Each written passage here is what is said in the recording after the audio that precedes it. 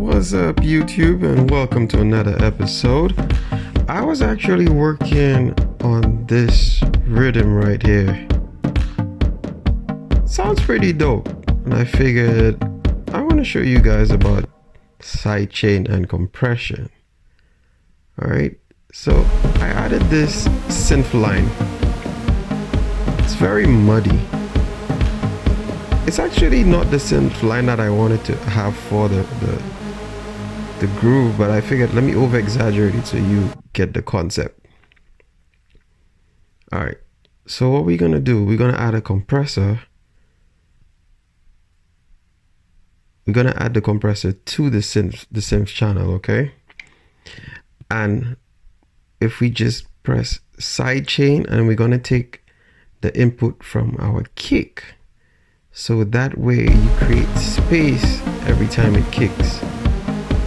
So what you do, just bring the threshold down.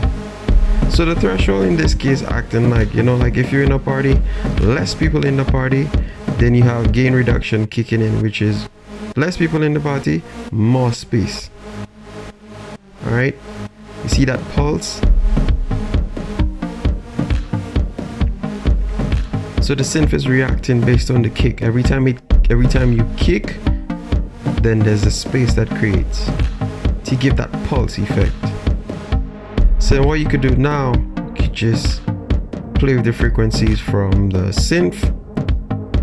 I mean, if you want to use automation as well, you could use that and just have it sweep up or sweep down.